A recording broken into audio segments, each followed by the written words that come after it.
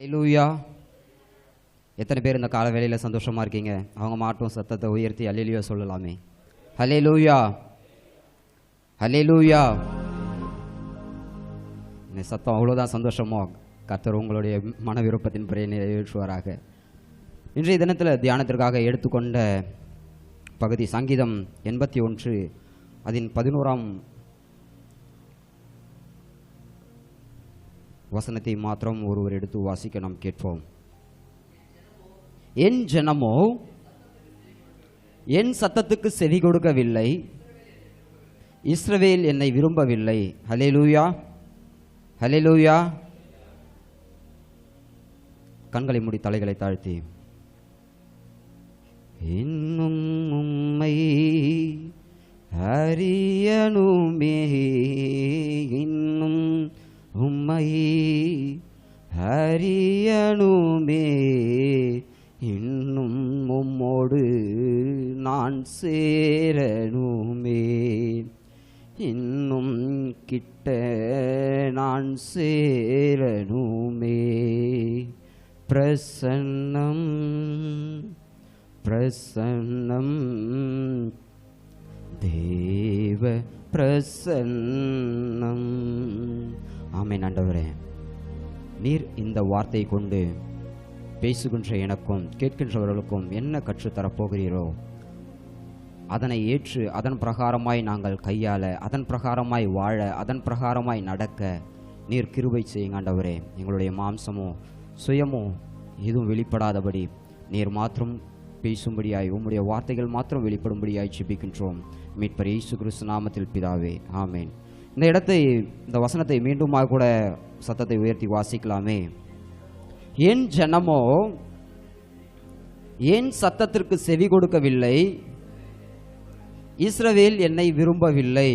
இந்த இடத்துல பாருங்க, அவருடைய ஜனங்கள் யார் யாரு, அவருடைய சத்தம் என்னதாய் இருக்கின்றது, இஸ்ரவேல் ஏன் அவரை விரும்பல அப்படி என்கின்றத குறித்து தான். ஸோ அதிகமாய் நான் உங்களிடத்துல பகிர்ந்து கொள்ள போகிறதெல்லாம் இல்லை. உங்களைப் போல வேதத்தை அதிகமாய் தியானிக்கிறவனும் வேதத்தின் பிரகாரமாய் நடக்கிறவனும் வேதத்தை முழுமையாய் கற்று தேறினவனுமாய் நான் இல்லை. ஆனாலும் தெரிந்த ஒரு சில காரியங்கள் தேவனாகிய கர்த்தர் எனக்கு கொடுத்ததை நான் உங்களோடு கூட சொல்ல விரும்புகின்றேன். என் ஜனமோ என் சத்தத்துக்கு செவி கொடுக்கவில்லை அப்படி என்று சொல்லி, அப்படி என்ன சத்தம் அவர் கூறியிருக்கின்றார்? அந்த சத்தத்துக்கு நம்ம என்னத்தெல்லாம் கேட்கல. இஸ்ரவேல் ஜனங்களாய் இருக்கின்ற நாம் அவரை விரும்பவில்லை என்கின்ற காரியங்களும் அந்த வார்த்தைகளும் எப்படியாய் வருகிறது என்பதற்கு அடையாளமாகவும் ஆதாரமாகவும் வெளிப்படுத்துதல்ல, அதாவது திருச்சபையில் பேசுகிறதுனால திருச்சபையை குறித்ததான ஒரு வசனத்தை, ஒரு சில காரியங்களை மாத்திரம் நான் காண்பித்து உங்களோடு கூட இருக்கின்ற மீதமாய் இருக்கின்ற நேரத்தை செலவு செய்ய விரும்புகின்றேன். வெளிப்படுத்துதல் 3ஆம் அதிகாரத்தின் 7ஆம் வசனம் துவங்கி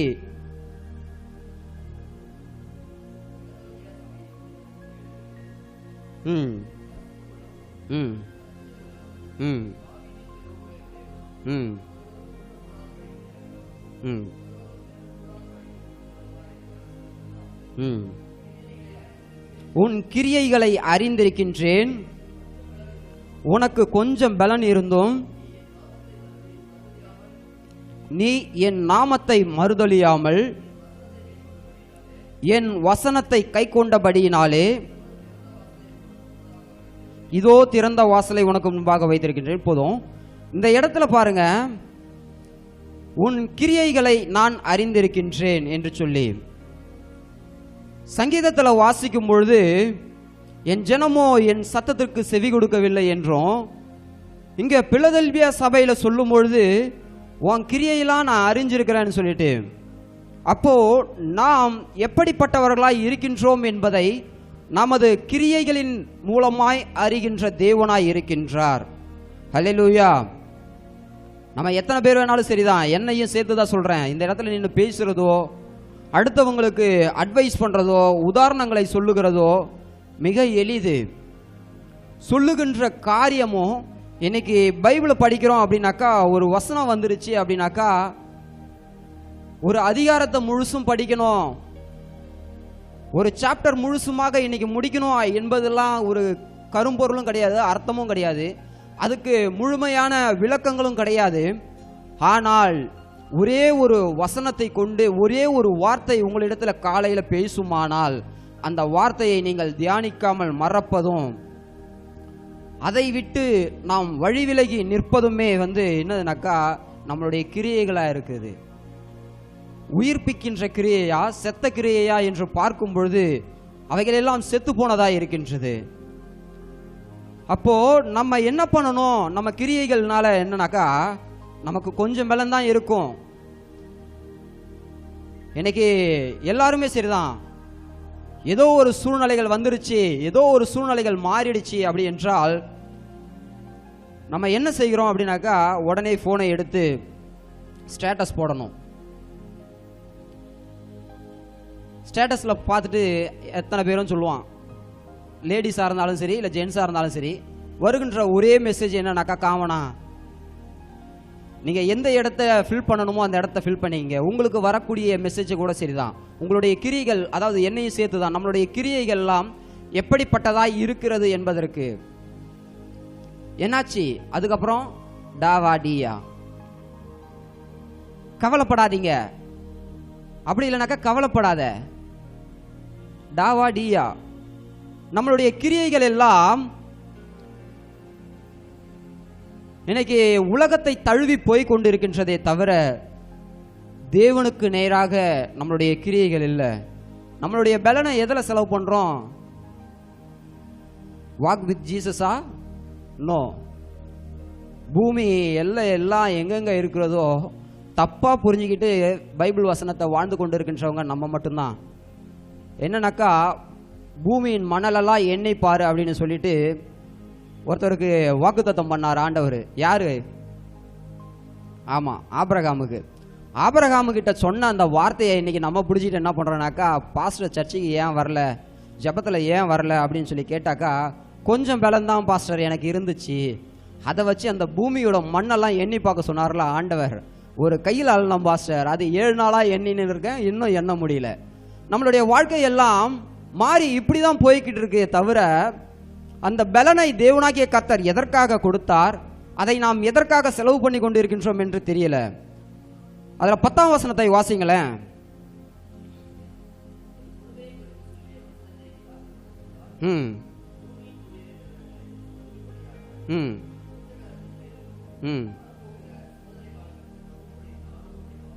இந்த இடத்துல பாருங்க, வசனத்தை நீ கை கொண்டபடினால் பூமியில் குடியிருக்கிறவர்களை சோதிக்கும்படியாக பூச்சக்கரத்தின் மேலெங்கும் வரப்போகின்ற சோதனை காலத்துக்கு தப்பும்படி நானும் உன்னை காப்பேன்னு சொல்லிட்டு, சோதனை காலம் வந்துருச்சு. நம்ம நிற்கிறதெல்லாம் கடைசி நாட்கள்ல. ஆண்டவர் நம்மளை பார்த்து சொல்ல முடியுமா, சோதனை காலத்துக்கு தப்பும்படி உன்னை நான் காப்பேன்னு சொல்லிட்டு? இல்லை. காரணம், எத்தனை பேர் நீங்க சொல்லுங்க, கையை தூக்கி உண்மையா சொல்லுங்க பார்ப்போம், ஆண்டவர் என்ன உண்மையாலுமே காப்பாற்றுவார். ஒரே ஒரு சின்ன காரியத்தை நான் சொல்லி மீதமாய் இருக்கின்றதை செலவு பண்ண விரும்புகின்றேன். நல்ல தெரிந்த ஒரு நபர் என்ன பண்ணாராம், தினம் தினம் ஒரு வரப்பு மேல நடந்து கொண்டு இருந்தாராம். அந்த வரப்புல நடந்து கொண்டு இருக்கும் பொழுது அந்த கொள்ளைக்காரர் என்ன பண்ணாராம், திடீர்னு ஒரு நாள் வந்துட்டு, எப்பா நீ யாருன்னு தெரியல, எதுக்காக வரன்னு தெரியல, ஆனால் தினம் தினம் என் வரப்பு மேலே சுற்றி சுற்றி நடந்து வரியே, என்ன காரணம் அப்படின்னு சொல்லி கேட்கும்பொழுது, ஐயா நான் இந்த வழியாக தான் நான் தினமும் அங்காட பகுதிக்கு கடந்து செல்கின்றேன், என்ன தெரியலையா அப்படின்னு சொல்லி கேட்கும் பொழுது, ஒன்று எனக்கு தெரியுதுப்பா, ஆனால் நீ யாருன்றது எனக்கு சரியா தெரியல. என்னது? நீ யாருன்றது எனக்கு சரியா தெரியல அப்படின்னு சொல்லிட்டு அந்த நிலத்துக்காரர் சொன்னாராம். இன்னைக்கு நம்மளுடைய வாழ்க்கையெல்லாம் எப்படி இருக்குனாக்கா, ஆண்டவர்கிட்ட போயிட்டு நம்ம ஜெபம் பண்ணும்பொழுதெல்லாம் எங்கேயோ இருந்து யாரோ கத்துறான்றது மாத்திரம் தெரியும், எங்கேயோ இருந்து யாரோ கத்துறாங்கன்றது மட்டும் தெரியும். அவரோட பிள்ளை தான் கத்துதா, எதுக்கு கத்துதுன்றது தெரியாம நம்ம இன்னைக்கு வாழ்ந்து கொண்டு இருக்கின்றோம். வரப்பு மேல நடக்கிறது எளிதுதான். அவரை தெரிந்து வைத்திருக்கிறது நல்லதுதான், எளிதுதான். அவருக்கு நம்மளை தெரியுமா என்பதில் மிக கவனம் வேணும். சத்தத்துக்கு இன்னைக்கு நம்ம என்ன பண்றது இல்ல, செவி கொடுக்காம மறந்து போய் கொண்டு இருக்கின்றோம். அவர் விரும்பல. உலகத்துல பணத்தை நோக்கி, பாவத்தை நோக்கி இன்னைக்கு நடந்து கொண்டு இருக்கின்றோம். அதை கண்டிக்கின்றாங்க அப்படின்னாக்கா, அதை சீர்படுத்தணும் அப்படின்னு நினைக்கிறாங்கனாக்கா, நம்ம நினைக்கின்ற ஒரே காரியம், அவங்க என்ன ஹேட் பண்றாங்க, அவங்க என்ன வெறுக்கிறாங்க. அந்த சபைக்காக நான் எவ்வளவு உழைச்சேன் தெரியுமா? அந்த திருச்சபையுடைய முதல் தூணே, முதல் கல்லே நான் தான். என்னால தான் இன்னைக்கு அந்த கட்டடம் உயர்த்தப்பட்டது. உண்மைதான், கட்டடம் உயர்த்தப்படுகிறதும் கால்களையாக நிற்கிறதும் முக்கியம் கிடையாது. ஆண்டவருக்காக நம்ம வாழாத வரைக்கும் நீங்க எத்தனை காலா இருந்தாலும் சரிதான், எத்தனை பில்டிங்கை எழுப்பி இருந்தாலும் சரிதான், பிரயோஜனமற்றதா இருக்கும். இஸ்ரவேல் என்னை விரும்பல. என்னத்தினால விரும்பல அப்படின்னாக்கா, அவர் சொன்ன கட்டளைகளை கை கொள்ளல. அதில் நம்ம என்ன பண்றது இல்லைனாக்கா விரும்புறது இல்லை. யோவான் 14:18 நாம் பிடித்து கொண்டு, இன்னைக்கு நான் உங்களை திக்கற்றவர்களாய் விடேன்னு சொன்னீங்களே ஆண்டவரே, ஆனா என்ன திக்கற்றவனாய் விட்டுட்டீங்க. காரணம், நீ கத்துறதெல்லாம் கேக்குதுப்பா, ஆனா நீ யார் முதல்ல? நீ கத்துறதெல்லாம் கேக்குது மகளே, நீ யாருன்றது என்னால் ஐடென்டிஃபை பண்ண முடியல. காரணம் என்னன்னாக்கா, ஒரு செடியாய் இருந்தாலும் ஒரு மரமாய் இருந்தாலும் தன் கனியை அது தந்து கொண்டே இருக்கின்ற வரைக்கும் அந்த மரமானது அடையாளம் காட்டப்பட்டு கொண்டே இருக்கும். அந்த செடியானது அடையாளம் கண்டு கொள்ளப்படுகிறது. நம்மளுடைய வாழ்க்கையில அவரை மறந்து நாம் என்ன பண்ணி கொண்டிருக்கின்றோம்னாக்கா, நம்மளுடைய அடையாளத்தை எல்லாம் அழித்து கொண்டிருக்கின்றோம். கடைசி நாள்ல நின்று கொண்டிருக்கின்றோம். கடைசி நாள்ல நம்ம நின்று கொண்டிருக்கின்றோம்.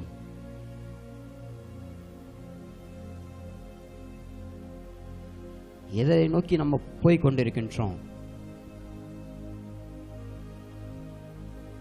எந்த பாதை நம்மளை இழுத்து கொண்டிருக்கின்றது? எந்த பாதைக்குள்ளாக நம்ம நகர்ந்து போய் கொண்டிருக்கின்றோம்?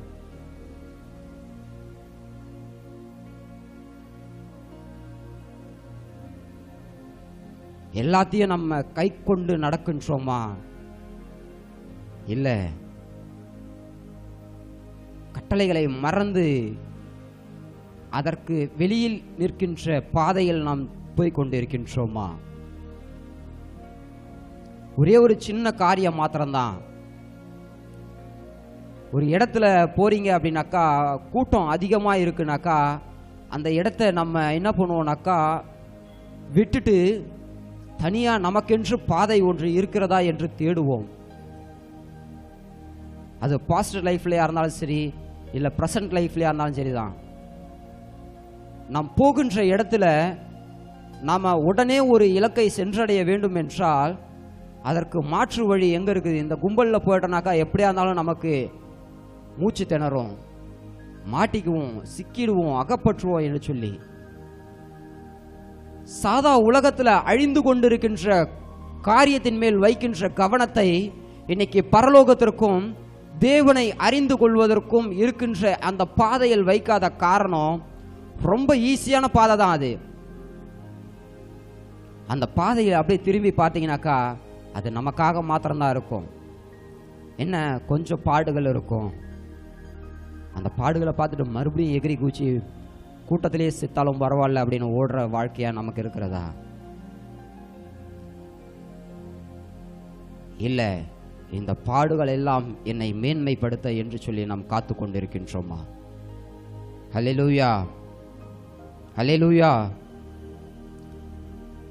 நம்மளுடைய வாழ்க்கை எல்லாம் தேவனுடைய சத்தத்திற்கு செவி கொடுக்கின்றதா இருக்க வேண்டும். தேவனுடைய சத்தத்தை கேட்கணும்னாக்கா நாம் யார் என்பது அவருக்கு தெரிந்திருக்கணும். அவர் யார் என்பதை நாம் புரிந்து கொண்டிருக்க வேண்டும். புரிந்து கொள்வதற்கும் தெரிகிறதுக்கும் நிறைய வித்தியாசங்கள் உண்டு.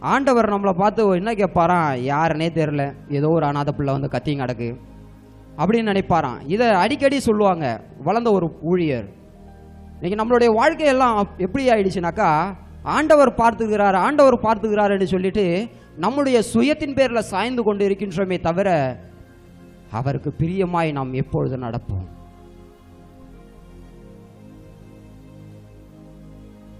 அவரை எப்போ நம்ம விரும்புவோம்? எல்லாம் இன்னைக்கு அர்ப்பணிக்கலாமா? ஒப்பு கொடுக்கலாமா? ஒப்பு கொடுக்கணும்னு நினைக்கிறவங்க முழங்கால் படிட்டு, ஆண்டவரே, என் வாழ்க்கையெல்லாம் இதுவரைக்கும் நான் கழித்த எல்லா நாட்களும் ஒருவேளை நீங்க நடத்தின பாதைன்னு சொல்லி என் மாம்சீகத்துக்குள்ளாய் நான் கடந்து சென்று இருக்கின்றேன்.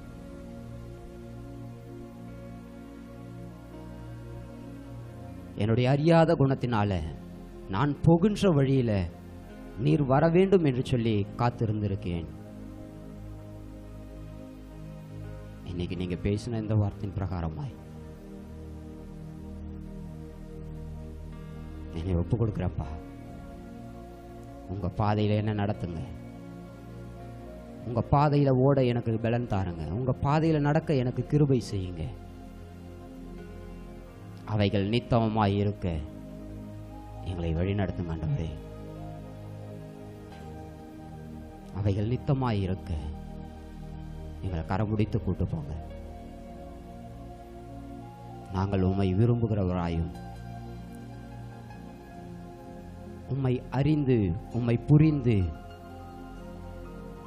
வாழ நீர் கிருபை செய்யுங்க. உங்க நாம மாத்திரம் மகிமைப்பட்ட ஆண்டவரே. என்னை பார்க்குறவங்கெல்லாம் உம்மை அவர்களும் அறிந்து கொள்ளத்தக்கதான கிருபையை நீர் கட்டளையிடும்படியாய் ஜெபிக்கின்றோம். மீட்பர் இயேசுவின் நாமத்தில் பிதாவே, ஆமேன், ஆமேன், ஆமேன்.